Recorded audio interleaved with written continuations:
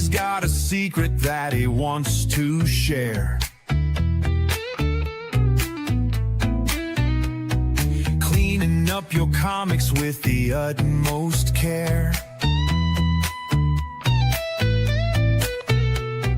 Press it real smooth, make the covers pop. Take that grade higher, straight to the top. At Johnny's Comic Stuff, where the magic starts. Bring your books to life, give them brighter hearts. Clean press, submit, watch the value rise. Turn that hidden gem into a certified prize.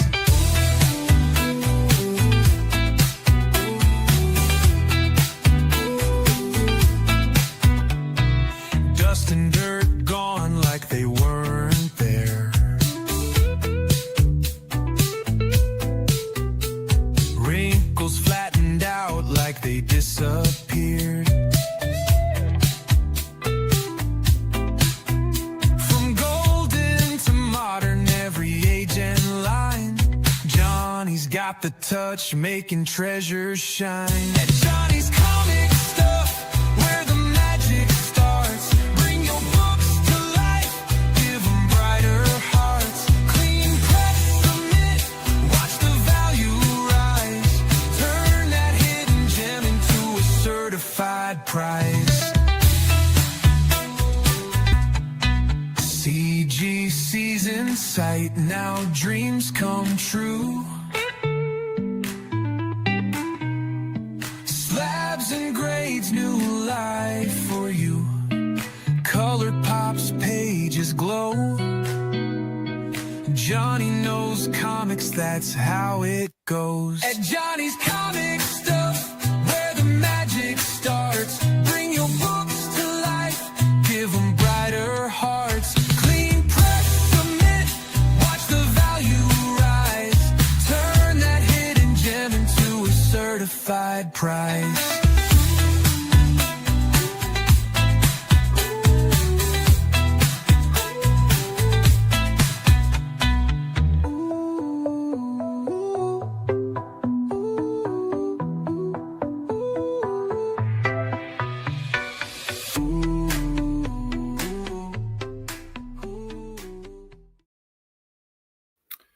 Hey guys, welcome to the show. We're going to do something a little different this week. I have Superman 147 here, and I'm going to go through the hop process with you guys. So if you look at the cover, it doesn't actually look like there's anything that really needs to be hopped. There are some spine wrinkles, some pressable defects for sure on the front, but what I'm going to be working on is the back. If you see the back, there's a whole lot of mold, some watermarks, maybe some foxing, a little bit of everything. So what I want to do is kind of show you the process I do to get rid of that. You can see there's a shadow line a little bit along the top. There's a watermark here in the corner. And if you look up, like I try and get it close, you can see all those little specks. A lot of that's mold. This will help neutralize that mold so it won't spread, but it also lighten it up so it doesn't look nearly as bad. So we're going to go through that process. It's a little bit nerve-wracking doing this the first time. So I'll say, if you are ever going to do this, make sure you get books, do your research. Don't start with a book like that. That's a fairly valuable book.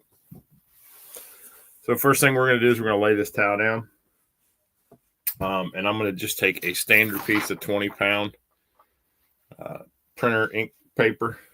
I have hydrogen peroxide from my local Meyer. Just basic 3% peroxide. And then I put it in a mister bottle like this here. You can see this bottle here. And I'm just going to mist this. And you can see it's not like a squirt bottle. It actually puts a fine misted stream. And I'm going to make sure I get it nice and wet. So it's really well covered. It's starting to absorb into the paper. I'm going to flip that over. I'm going to do the same thing on the back. and just mist it all really good. Make sure you get nice, good, even coverage on this. I always do this on a towel too. You don't want to do peroxide on your table and get a chance of getting it transferring to a different book. But we're going to just let that kind of slowly absorb in. I've tried different types of towels, and honestly, the best towel I found to work for me is just a standard house towel. I've tried microfibers and all that, and I just like standard house towels. So if we lift this up, you can see a little bit of the water will drip off. We'll flip it over. And then again, I'm just going to let that soak maybe 45 seconds. So what I can do while I'm waiting for that to soak is I'll take the book out. We're going to go to the centerfold. And what you use here to me is important. I've used a lot of different stuff. I used to use magazine boards, but I really like a halfback now. I picked this up from new Captain Mike book. So I take a half pack and put it right in the centerfold. Make sure you overlap top and bottom. You don't want it not sticking out because then you'll get a crease.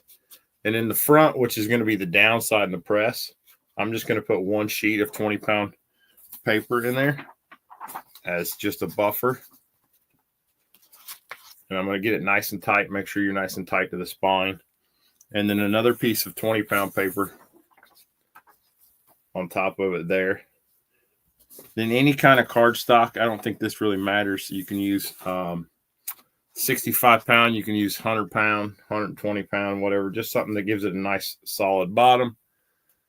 And then I'm going to use a backer board. You can use a magazine or a Golden Age backer board. And just make sure we're covering the whole book. And then I'm going to flip this over.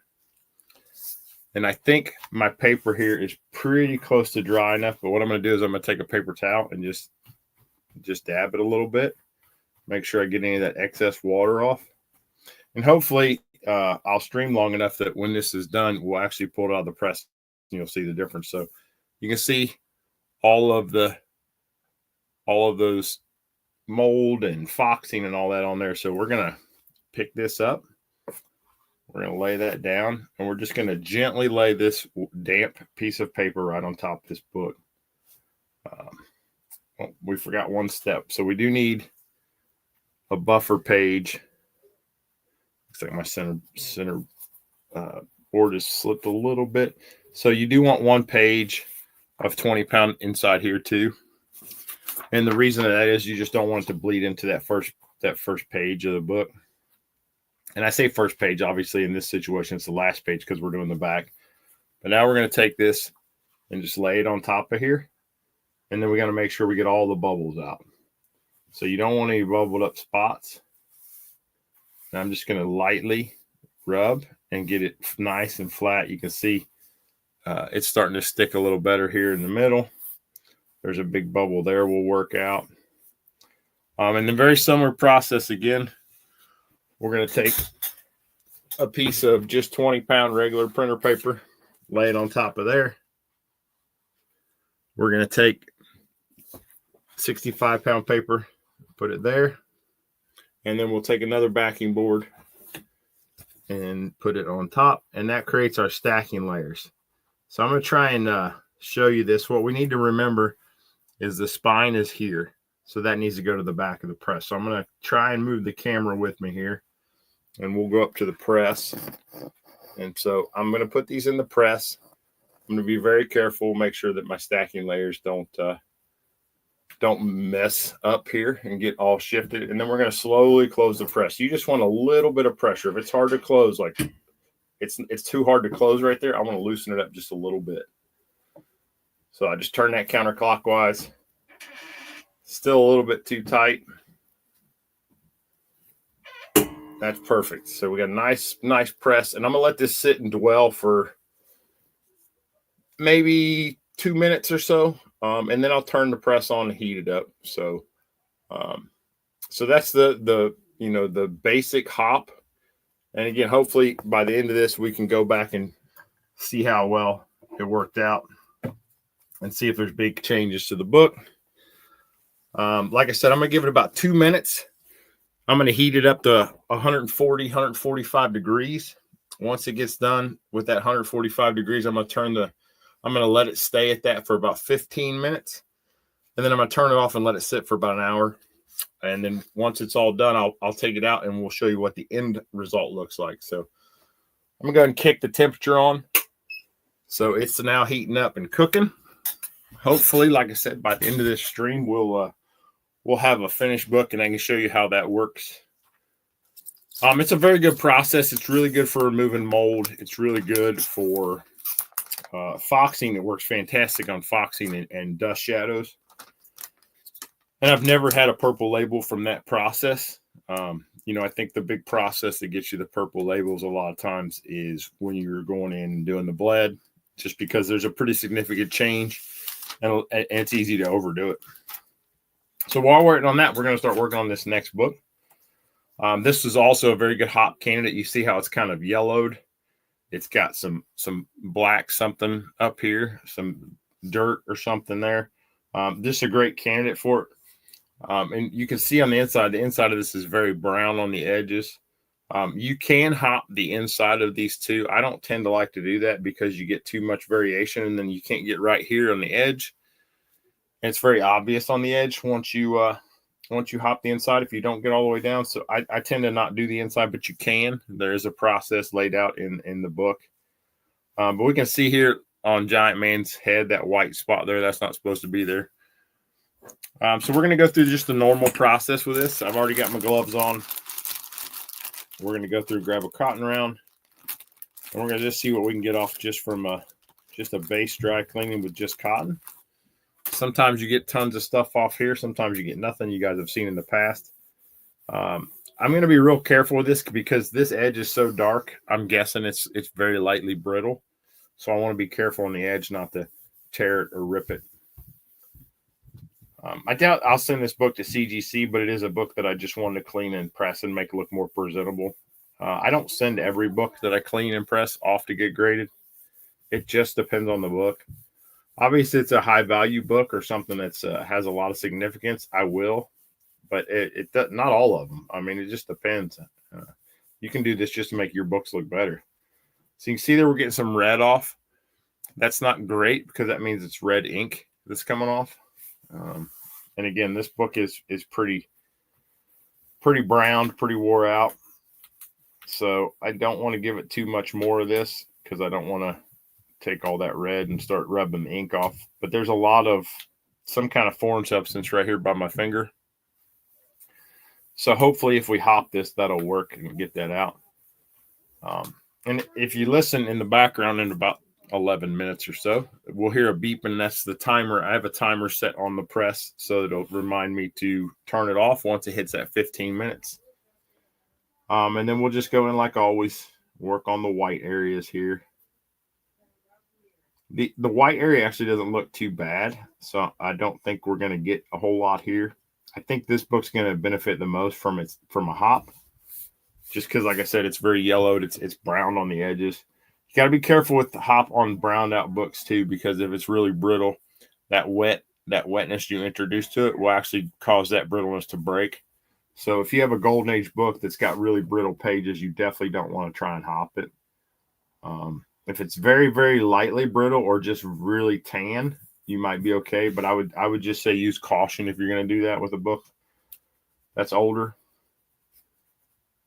Again, a lot of the wear on this is just fading and yellowing, so not a whole lot we can do with that with erasers and cotton rounds.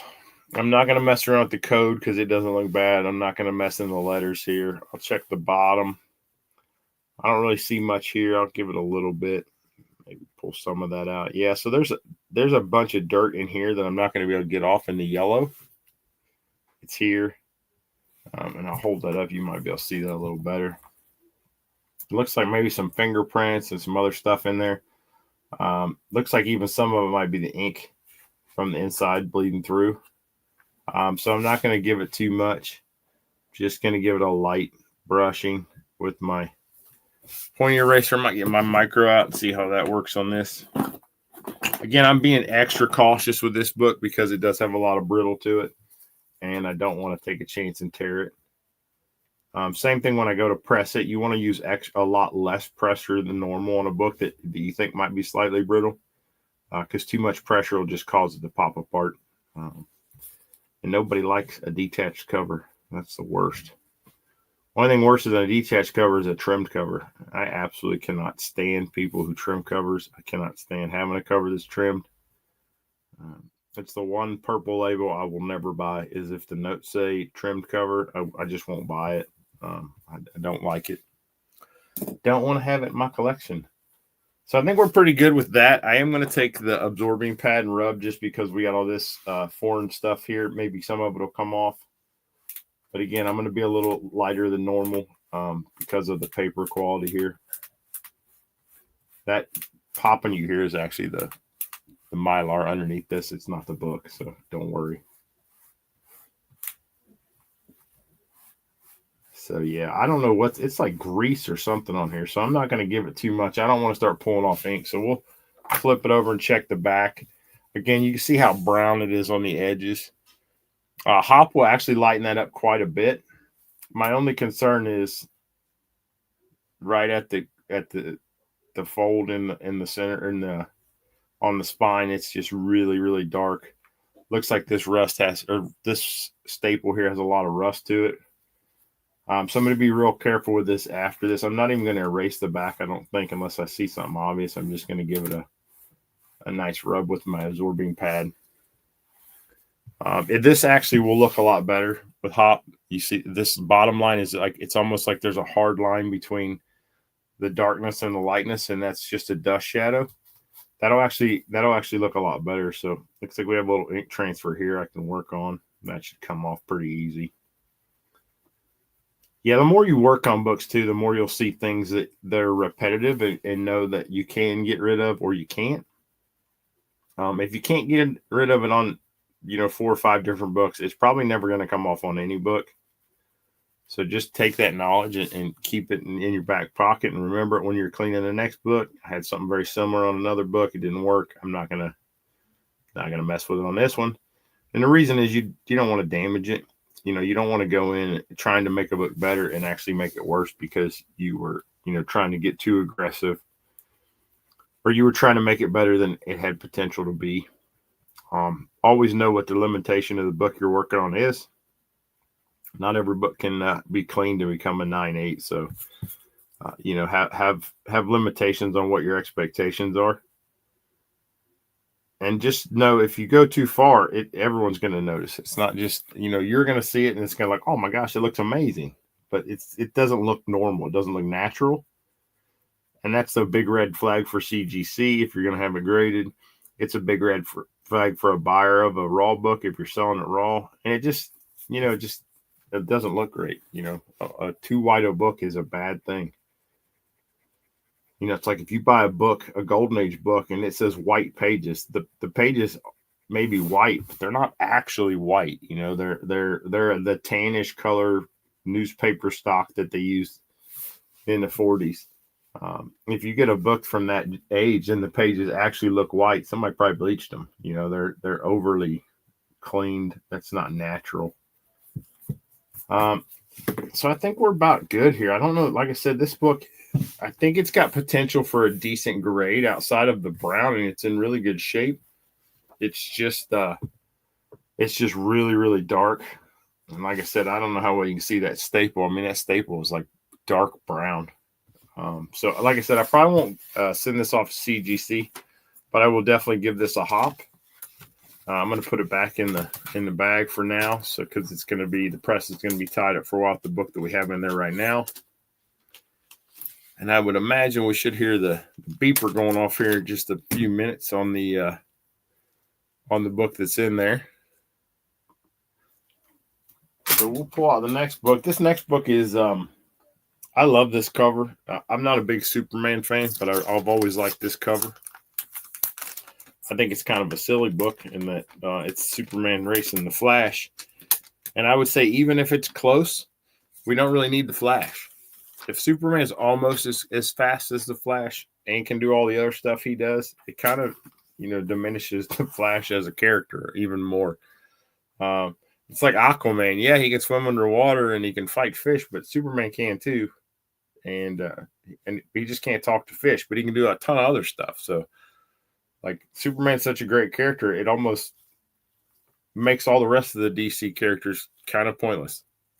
The first superhero was the best. So this book is very rough. And because of that, we're going to be very careful. It will present 1,000 times better than it does now. And you probably can't see it in the cameras, but it's got all kinds of ripples and wrinkles and stuff over here by the flash. You can kind of see it there, all the waviness and all that. We'll get rid of all of that with a press. But the spine's pretty jacked up. I can't do much about that spine. The black's got a lot of fade in it. It looks like when they printed this, they probably put yellow down first because there's yellow bleeding through some of the black in spots. The black was probably the last color they put down when they did the ink process. The other thing looking at now, I'm hoping it's not color touch, but there's some interesting looking color here. Sometimes you get that when just when the layers of color happen, but I'm going to take a look on the inside and see if we see any bleed through. So there's no bleed through here, so that's good. That's usually a pretty telltale sign for ink, but I'm going to kick these lights off real quick. And if you watched last week, we used the black light and to see what we see with the black light. So nothing's standing out. I think maybe it's just the printing process they used, because I'm not seeing anything jump out as color touch. You would most likely see that black bleed through on the back here too, with a blue light if it was color touch. So it's probably just the inking process and how they laid down the inks. If you're not familiar with the process when they lay down inks and pretty much any printing process anywhere, they lay them down usually lightest to dark. So the paper would have been white, and then they would have put like the light blue on top of that, or all this blue and had a different screen there. The red would have came on later. And the black would have been the last color to kind of color everything out and color off everything. And it looks like maybe these white, I don't know what you call them, the lines coming off his cape may have been longer. And when they put on the black ink, they just covered it off. I didn't see anything with the black light, so I think we're probably good. But it's always good to check. If you see something doesn't look right, check it out. And a black light flashlight is an amazing tool for checking for stuff like that. I am just doing some rub here with the cotton round too, because there's a good chance if there's ink there, some of it will transfer to this cotton round, and I'll see it there. So yeah, there's no transfer. So yeah, it's probably just the process of printing. So we are going to give it a nice once over. And again, this spine's pretty rough. I'd say best case scenario, this book might be able to get like a 3.5. But it's still a pretty important book. I think it's the first Superman Flash race. That I'm not sure. I'm not a big DC guy, but I'm pretty sure this is the first time that they raced. And I think if I'm not mistaken, I think it finished in a tie. So they raced and tied each other, which I always thought was interesting. Again, it makes the Flash useless. If the Superman is as fast as the Flash, we don't need the Flash. He doesn't really offer anything that Superman doesn't offer. So a lot of dirt on this book, a lot of age dirt. So it's going to be hard to get a lot of this off. But we are going to give it just a little bit. There's not a whole lot of white on this, so we'll give it just a little bit of rub in here. This book is not a book I would hop at first glance. I don't know that I'll go through a hop process on this just because I don't know if there's anything to gain.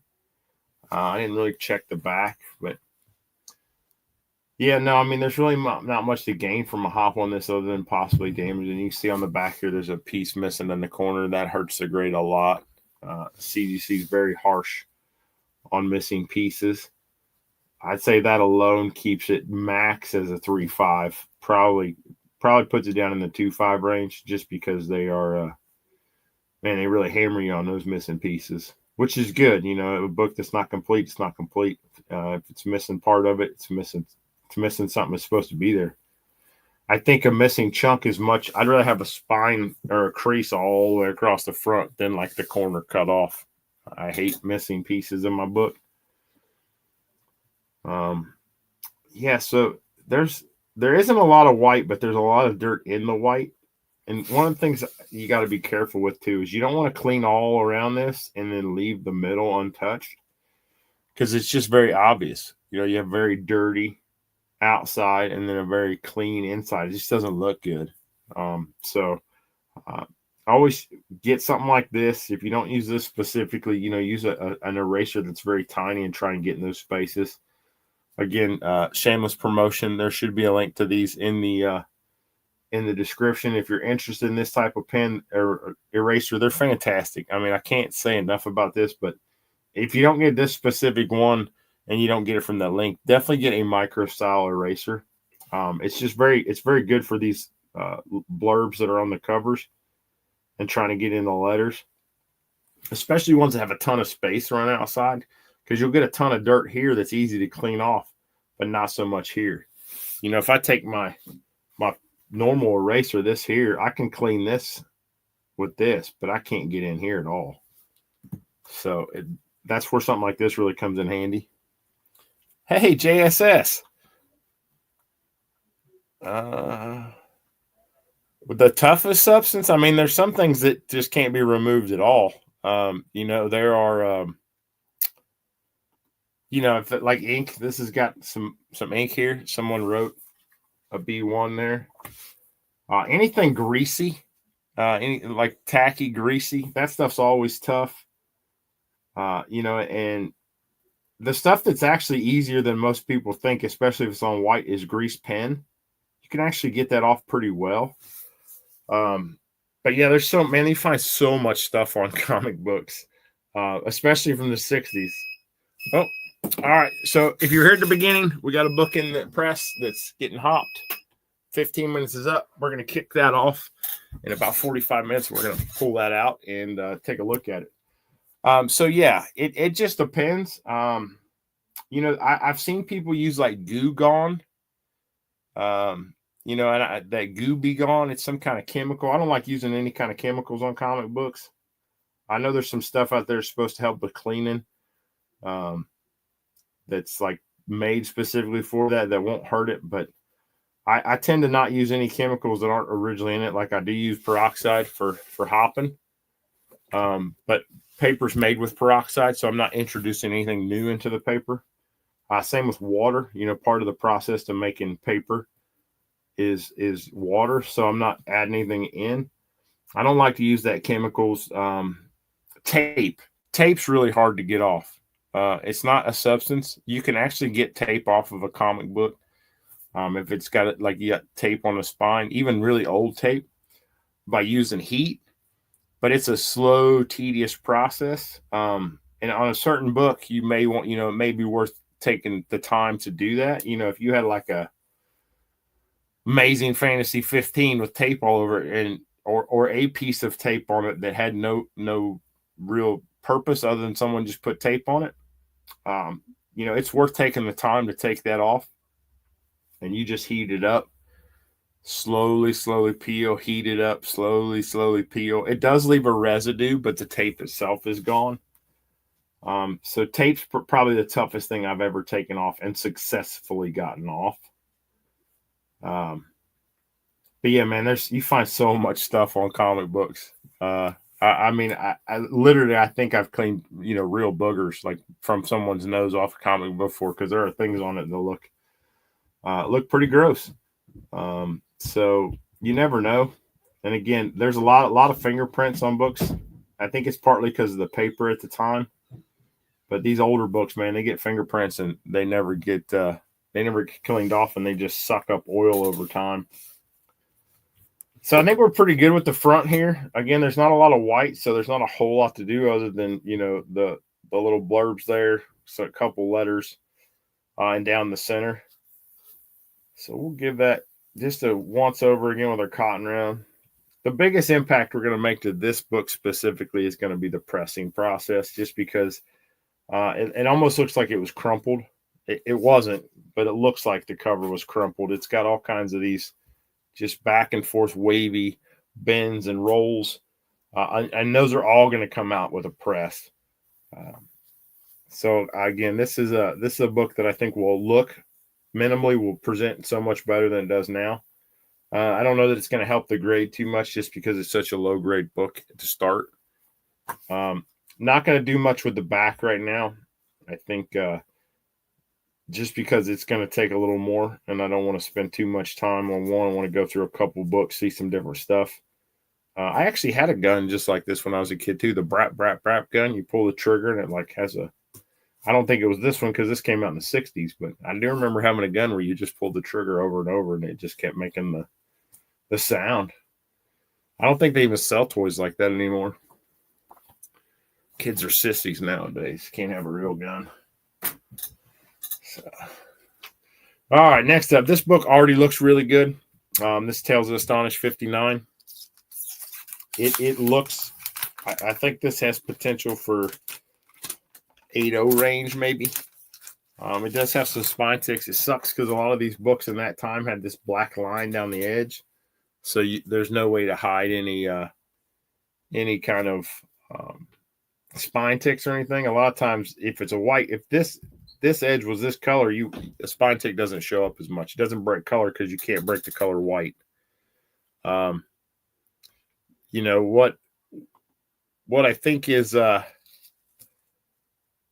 interesting on this one specifically is it's hard to tell in the camera, but there is a dust shadow right on the edge that will completely go away with a hop. Same with this edge. You can see it kind of browns on both edges a little bit. That will fade and bleed together. I think this yellow back will lighten up a little bit. I might, and I always say I don't like the process, but I might do a light hop on or a bled on this too, just because the inside you can see how dark it is around the edges. And an interior bled would help that a lot. But again, I'm very cautious when I do the bled technique. I would never show that on a stream just because I feel like if that's something you want to do, you really should make sure that you know what you're doing before you do that. It's the easiest way to destroy a book. But we'll go through with the dry clean here and go with the cotton round. Again, similar to that other one, there's some kind of foreign substance right here on the T. Let's see if I can show that a little better. Don't know what it is. It's some black goopy stuff. May come off with dry cleaning. It may come off with absorbing pad. We might have to use a hop on this, and we're going to hop this book no matter what, but it may lighten up with a hop too. It just really depends. So this book's similar to that other one. It is a little dark on the spine, so I do want to be a little more careful. You never know when white paper is tan or dark, it's probably a little brittle. So you just want to be really careful.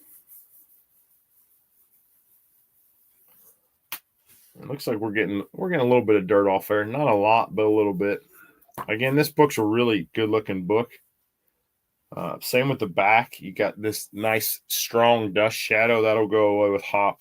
It won't completely disappear, but it'll spread out to where the transition in color is much less defined. If you look at it right now, there's a very specific line between where it's dark and light. It will lighten the dark line up some, and the space or the line where they are it'll spread out and it'll transition. It'll have a slower dark to light transition, so it won't make it as defined.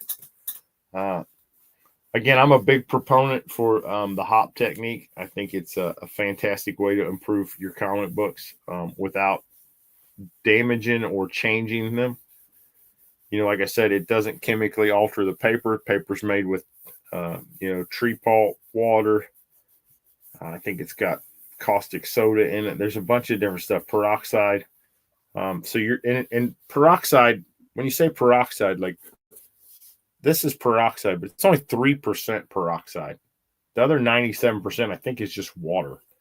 So it's not like I'm putting pure peroxide. Pure peroxide is like bleach. Don't ever do that. I don't even know where you could buy pure peroxide. My guess is that's like a scientist or a chemist would have access to that type of stuff. I don't know that you can't buy it at the grocery store. I know that. But if you think about people that like dye their hair, that chemical they put in their hair to like take all the color out initially is peroxide. It's like pure peroxide. If you put this in your hair and you let it sit there, for a couple hours, your hair is going to lighten up significantly. Same process with paper. The thing is, like I said, paper is made with peroxide. Your hair is not made with peroxide. So we do have a couple stains on here that will surprisingly come out a ton with the hop, and I think they're probably from sitting on top of another book. And it looks like it's tiny bits of rust from a staple. And I don't know how well you can see them. There's 2 dots right there. And then right here, there's a little line. Those are most likely it was sitting on top of another book. And you can see the book was here. That's where that dust shadow line, it comes from that book. And this was probably the 2 staples. And it just had a little bit of rust transfer, but it's not impregnated into the book to where it won't come out. So we should be able to get that out with a hop. I wish the hop process was quicker so I could just show you, like, here, let's do it real quick. But, the first one step of hop takes roughly an hour. And then usually you're going to do a second hop depending on how the severity of the damage. So we've had that book in the press now for, it's been in there about 30 minutes. We're going to give it another 30 minutes or so, and we're going to take it out. Hopefully you'll see a difference. Again, sometimes you don't see that difference on the first time through. Sometimes it takes 2-3 times. You don't ever want to do it too much at one time. You don't want to hop it again. You need to let the paper rest. I never do more than once a side of a book more than twice a day for a hop. Like I would do the back twice and the front twice, but that's it. I'd let it rest a day, let the paper rest, because you do it too much and it will have a negative impact. But I don't know that there's a limit on how many times you could do it. I've only ever done, I think the most I've ever done on a book was 4. And I don't know, over time, you might get to a point where you've went too far and you've used too much hop. I just don't know that because I haven't ever had to go that far. Hop and blood together actually work extremely well. But again, I can't stress enough with that blood technique. It's a blue light that you're shining directly on the book to brighten the paper. It's basically like you're reverse suntanning your book. But when you introduce peroxide into a cover with hop, and then you go back on top of it and do the bled, it even gives it more whiteness. You just got to be real careful. And there's not too many books that I even think are worth it to me. This is a book, I think the more I look at this might be a hop bled book. It might be one that's worth giving a hop and then throwing in a bled, in like a short bled. I think they say like you can go like 2 or 3 hours at a time. I would give it like an hour bled. I wouldn't give it the full, process. It doesn't need it. I think it's overkill. The other thing that is interesting with bled, and I've not tried it, but I know it's possible, is you can actually whiten your page quality up with bled. And you literally go page at a time. You lay it like that, shine the lights on it for 2 hours. Lay it like that, shine the lights on it for 2 hours. You got to put a separator in here so you don't get the overlap. So you put like a stacking layer page between these, and you just bombard it with light. I've never done that. I know people have, and I think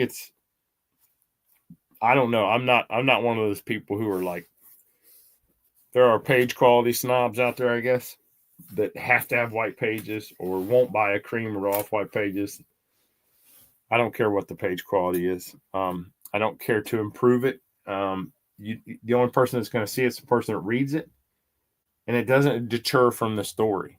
An ugly cover deters from the story. It deters from the appeal of the book.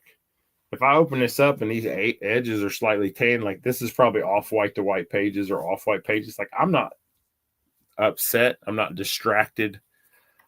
But if there's a tear on the front cover or tons of spine stress, like there's detraction from the book there. So, if you ever get into it, and you ever do try that, I would definitely be interested in see what your thoughts are on it. I just don't think it's so time consuming and it's so risky. Like I just don't see any benefit.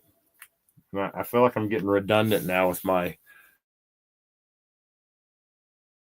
bled your books. Bled your books if you think it will. I just think there's a lot of risk. So if you're going to do it, make sure you're aware of those risks before you do it. And this book looks so good. Like I'm just sitting here looking at it. I wish this line wasn't here. I mean, the spine looks good. Color's nice and bright. I mean, it's got beautiful color strike on it. It's hard to see. It's still really glossy. Got a nice high gloss to it. It just needs a hop. HOP. If you don't know what hop means, it's heat overlay press. So you use, I think that's what it is, or hydrogen peroxide overlay press. I don't know. See, it's the hydrogen peroxide paper overlaid on the comic book and then pressed. So I've had great success with it. I've actually pressed a few books for Bryce Comic Shop, and used hop. I got a stack of books he sent me that's coming probably middle of next week. I think there's 6 or 8 books of varying degrees of deterioration that he pressed that I'll be pressing, cleaning, and hopping for him. Not a lot of people offer that as a service just because the risk is so much higher. And I don't offer it as a service either. I just do it for Bry. But it's been, I've had just absolutely great success with almost every book I've done. We're going to pull another Tales to Astonish out. I got a nice run of these that are just, man, they look good. Look at that. I mean, that looks fresh off the newsstand. It needs a press. I'm going to go through it and make sure it doesn't need any cleaning, but there's like nothing wrong with it. There's one spine tick right there that's color breaking. You probably can't see in the camera, but I mean, it's probably 9.2, 9.4. For a book from the 60s, that's not common. I mean, it looks really good. Got some waviness into it. Again, it's probably a good hop candidate. Whoever had these books, because they all came from the same lot, got that same darkness on the spine. My guess is they stored them stacked up, like this on a shelf, and sunlight hit the front edge of them. There's 10 or 12 books stacked up, and sunlight was hitting right on that edge because all of them have like a brown edge right on the spine. And that's the only way I could think you could have that. But you could see it on this one too. Right on the edge, it's got some browning.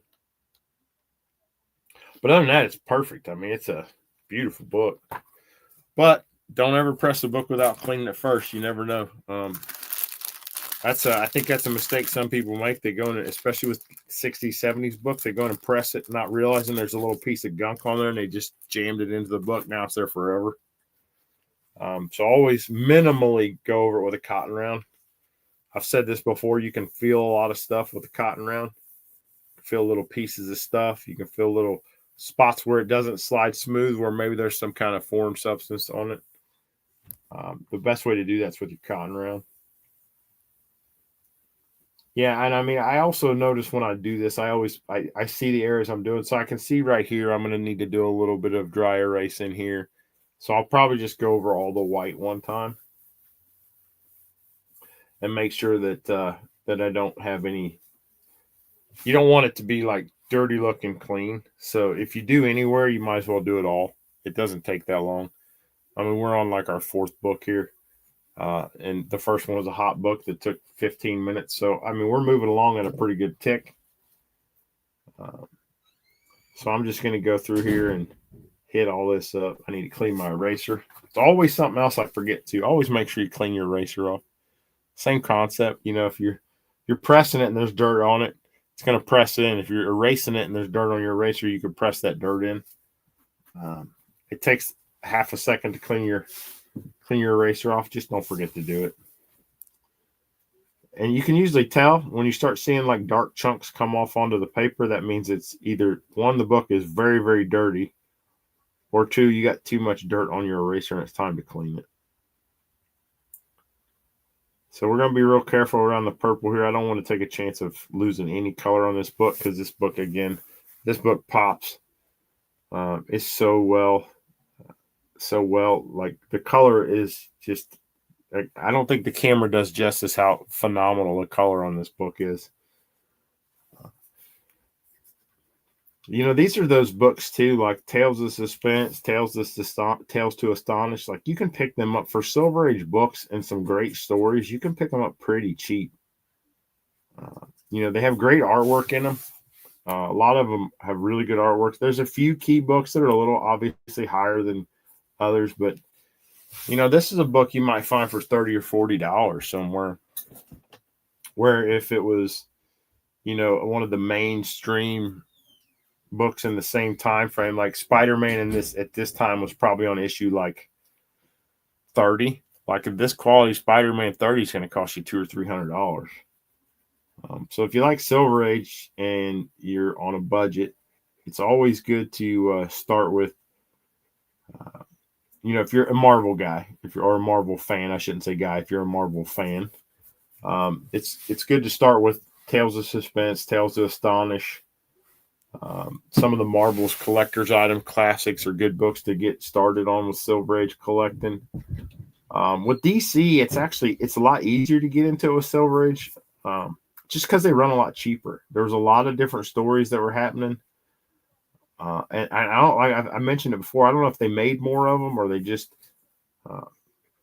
you know, they just maybe aren't as collectible. Like all DC books are undervalued, you know, and as soon as they make a good movie, which maybe they got one coming, like all those books are just going to skyrocket in value. So I do like Batman, but beyond that, I've never been much of a DC character. Just because when I was a kid, I didn't like that there was no continuity. You know, if Lois Lane died in one issue, she could be alive in the next issue with no consequences or anything like that. Where in Marvel, when someone died, until they were resurrected or it was a clone or whatever, they were dead. You know, and I like the continuity of that. But yeah, DC books are easy to get into from a Silver Age standpoint. If you're a completionist, it's real hard to complete runs in DC if you like Silver Age, because I mean they go back to the 30s, and if you collect comic books, you know some of those books are mighty pricey. You know, I know and have accepted and am okay with the fact that I will never own an Action Comics #1. You know, I'll never own a Detective 27. I'll probably never own a Batman #1. Those are all books out of my price range. And I don't think, short of me hitting the lottery, they will ever be in my price range. And then if I did hit the lottery, I still don't think my wife would let me buy them. So I still wouldn't get them. But, you know, I used to say that when I was a kid about not having all the X-Men, and I have the full run now. So you never know. It's good to have something you like to collect in the comic book world, whether it be you know, books that have. I think Stevie D last night said he likes green covers. You know, if that's your thing and you want to collect green covers, man, you have a goal. You know, it always has something out there for you. You know, my thing for the longest time was collecting X-Men and getting the whole run, and now that I've gotten them, the two things I'm really starting to focus on are the books that I don't have in the main X-Men run that are variations, whether it be Mark Jewelers or Canadian or Australian price variants, newsstand versus directs. But I'm also really starting to get into foreign edition comic books. I really like, you know, the Spanish books. Oh, that's not white. Don't erase not white parts of the book. I really like Spanish books, and you know, there's so many. Like UK made a ton of different magazines in the 70s that reprinted a lot of the US Marvel stories. There's Mexican versions, there's Italian versions. Like they're interesting to me. And again, so I still have something to collect. I still have something to look for when I go to the convention. You know, I'm still always working on the X-Men run, always trying to improve grades on books I have, or find little holes now that I don't have, you know, like whether it's a newsstand or direct or whatever. But I'm also, you know, when someone says, what are you looking for? I can say, I'm looking for foreign edition comic books. What do you have? And there are not a lot of them. I actually have a Wolverine #1, the black cover from '88. And I think it's like Portuguese. And it's just cool. It's the same cover. It's the same Claremont story. It's just it's in Portuguese. And then it's also like a real thick cardstock. So it's like a book you can't really press or clean either, which sucks. Because it's dirty. But I've tried to clean it. Like the dirt is not coming out of that paper. It's just a different type of paper. So I think this book's actually looking pretty good. Again, we're going to hop this book too. My queue of books to clean and press and hop I need more presses, to be honest. I think I got about 100 books in my stack to clean and press. And realistically, that's 100 days because I can only press one book a day because I only have one press. But I also have a box underneath my table here with probably 170 books that I need to send to CGC. So I'm not in a rush because, that adds up when you start sending books to CGC. So I try and focus on high value books that I can turn around and flip and get that. If it's something I'm not keeping, like I'm more likely to send a book to CGC today that's one I'm going to sell than one I'm going to keep because I got to wait for the one I'm going to keep. But I need to sell the one that I'm going to sell so I can get more books because it's like a drug. Comic collecting. No one ever has a smaller collection from one day to the next. They're always adding to it. They're always finding something new they like. I do try and limit. I have this room I'm in right now, which is probably 12 by 15. It's a small room.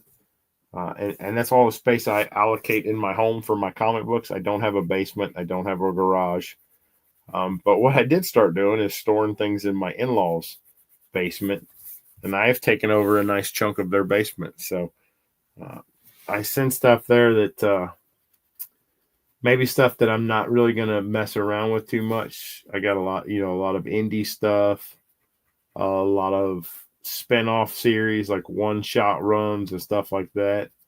But in the area behind me is all my X-Men, my Fantastic Four, my Superman, my Superboy.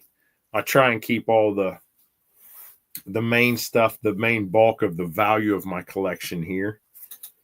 A lot of the stuff at my in-laws, I've probably got 25 long boxes there now, but it's all probably the highest value single book that I have there is maybe like an $8 or $10 book.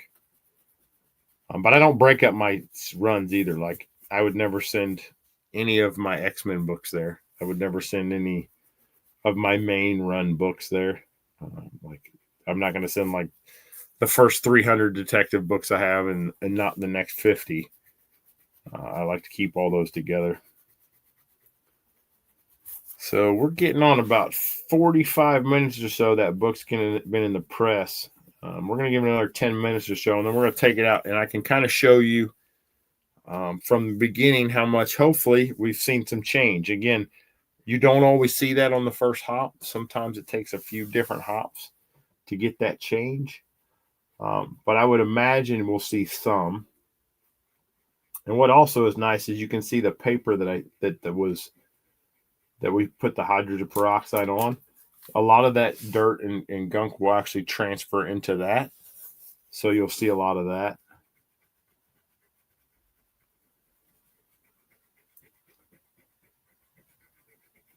So I've been going through my collection lately. I started going back through my books here. I started going box by box. I use the CLZ app. I don't know. I'm sure lots of people use it. It's a fantastic app for like tracking your collection. And I started going through and just making sure that my app was up to date with what I have, that I didn't miss any books, or maybe that if I sold something or got rid of something, I forget if I sent it off to a friend, that I didn't forget to take it out of my app. So, and I didn't realize I had these books. I mean, I knew I had these Tales to Astonish books. I just didn't realize they were so nice. And I had this listed in my CLZ app as a 5.0. And like I said, this book is, this is in the 9s from a grading standpoint. So I don't know what I did wrong, but it was nice that I was going back through them because I pulled a bunch of these out to clean press and send off to have them graded just because they're really sharp books. Yeah, I love these covers. I don't know why. I always like the Tales to Astonish covers. They just always Tales of Suspense were good too with the 2 stories. I always thought they just looked really nice. So we're gonna set that one to the side. And we're going to pull one more book out. And then once we're done with this book, we'll take this other book out of the press and see how well our hop worked. So again, this one's more of just a quick dry clean. This is probably not a hop book. Some early Superman. Got a lot of wrinkles and dents and dings. But all of it pressable. Definitely all of it pressable defects. One of the things I didn't mention too, these things are super cheap. Don't reuse them. They you'll just transfer dirt onto your next book. So don't be afraid to go through these. I think this whole sleeve of these I think it's like $1.25, something like that. So don't be cheap. You don't want to take a cheap way out on something like that's that cheap and then end up damaging your book or making it worse. But again, I don't feel anything too crazy on the cover, so that's always good. You never know when you're going to feel some nastiness. Not much dirt coming off. That's good. We'll go over the back. I can actually see some kind of foreign substance right there. But it doesn't feel like anything, so that'll be a hop off. That we'll have to get off with hop, unless it'll erase off a lot of times. Sometimes it will, sometimes it won't. It just really depends on what it is. My dog's going nuts. So went through the cotton round, didn't get much off. We'll get the table here that Superman's on. And again, I don't know. This is probably not a CGC book either. It's just one I saw that I wanted to clean up and press because it had all those little micro wrinkles and bends in it that will come out very easily with a press. So we'll just clean up this table. So right here is very rough in this corner, and it's because of all the wrinkling. Be careful if you're ever erasing and you feel like a heavy wrinkle. Don't try and overly clean that because you're going to start tearing away the paper and making that edge really soft to where it could come off, especially in the press. It may look fine and you go put it in the press and it actually breaks through because you've worn it down so much. So these new erasers that Rich got me are actually really good. They're super pointy, so they're really good for these tighter edges where I don't have to go to the micro eraser as much.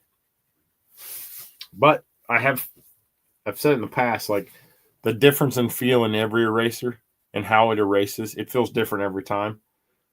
So like this has a different feel when I'm erasing than this does. And this will pull off things that this won't and vice versa. So you really have to play around with the different erasers for different stuff. The more you press, the more you'll kind of get a feel for what works better than what doesn't. And I'm sure it's just because the people that manufacture the erasers, just because they're a white eraser doesn't mean it's the exact same materials and stuff in there. I've never found one I didn't like. Some work better for some things than others. Always use a white one though. Don't stray from that. It has to be a white eraser when you're erasing white. Excuse me. If you use a pink eraser, you will actually you could get some of that pink pushed into the paper and it's there forever. Once it's in, you can't really get rid of it. So I see a lot of little tiny stains that you probably can't see. You might be able to see them with a reflection and the pink. Yeah, I don't see them on the camera where you can see them, but underneath the two, Lois and Perry in there, there's some stuff that will probably also come up with the hop. It just depends on what it is, what the substance is. That hop technique, I'm telling you, it's a game changer in my mind. It's so impactful. But even minimally, like I said, if you were here at the beginning, or if you're watching this on rewind, if you watched the beginning, the book that we have in the hop, if it's getting hopped right now, a lot of that was mold, and what that peroxide will do will neutralize the mold. Mold is a living fungus that's growing and will continue to grow forever. But when you do the hop on it, it kind of kills it off and neutralizes it, so it won't continue to grow. It may still a little bit, But you're not gonna see it grow in your lifetime. And most of the time, it gets rid of a lot of it. Usually, mold takes 2 or 3 hops, though. I will say that it's a little harder to get rid of than like foxing. Foxing comes off really easy. Same with like light water spots, light tide lines. Those all come off really easy. The heavier foxing, heavier mold lines, those are the stuff that takes a lot more time to kind of work off. So I think we're pretty good here on this one too. And again, this book, not a high grade book, probably a 5.5-ish. But it's a 10-cent Superman. That's that ain't nothing. Not going to work on the back because I'm going to take this book out of the press, and I'll take the camera with me so you can kind of see what we're doing here. So bear with me as we transition away from my stand, and we're going to go, and I'm going to open this up, but I'm going to be very careful when I open this up. You can see I just released the pressure, and I'm sometimes you get like a friction sticking, and the top plate will stick on there. So we're good. We're going to take this out, and we're going to bring it over here, and we're going to see how it turned out. So put the camera back in my little holder here so you can take a look at this. So this process, we're going to be careful always with this. Take the first layer off. It's just a backing board. Take the second layer off. It's just our 65-pound. Then this is the first piece of paper. You hear it kind of peeling away. So always find which edge is so this front edge is the front edge. So we're going to go from the back. You always want to pull away from the spine. Okay. We have a little bit of improvement. You can see, hopefully you can see there in the top corner, there's I'll hold a wider piece up next to it. You can see it maybe. You see this brown? I'm hoping that shows up well in the camera. That's actually some of that coming out of there that we've sucked out of the paper with this process. Again, it's got a lot of foxing and mold, but it does look a lot better than it did. And we'll give this will get another shot. I always like to let it rest and cool after one, so I'll usually give it an hour break, and then I'll do it again. But it was a lot worse on the spine here, and it's gone. We've minimized this watermark. It looks a lot lighter than it did before. So again, it's it's starting to make progress, and that's what we want. The goal is to get this book up to where it's a really solid copy. I think high-end potentials may be a 6.0. Always, if you're going to let it rest, it's okay to leave your center fold or your center board in there, but always take your backup sheets out, because sometimes, especially on the side that you hop, some of the dirt will actually transfer to this paper too. And don't ever reuse any of this. It's got moisture in it. It's got a lot of stuff in it from the process. The backer board in the center is okay to reuse, and again, I'm using a full back. It's okay to reuse that full back, but when you're doing a hop, don't reuse any of this. It's just paper. It's very cheap. Pitch it. Don't keep it. There's nothing good going to come from reusing this paper. You're going to introduce wrinkles. You're going to introduce uneven moistures. Just throw it all away. Whole new batch of stacking stuff on the next process. So that's all for this one, guys. Like I said, I wanted to go through that process with y'all, show you what a hop looked like. I would still say don't do it on your own without practicing first. This is a pretty decent value book. You wouldn't want to start on a book like this. Buy Captain Mike's book and read it, or get on forums and ask questions and read about it before you try it yourself. It's a great technique. I'm a big proponent of hop technique. So thanks for popping in. If you're catching this on the rewind, or go back to the beginning and see when we first did this process. If you just want to see this process and you're just catching this, go to the very beginning. I just cleaned some books in the middle.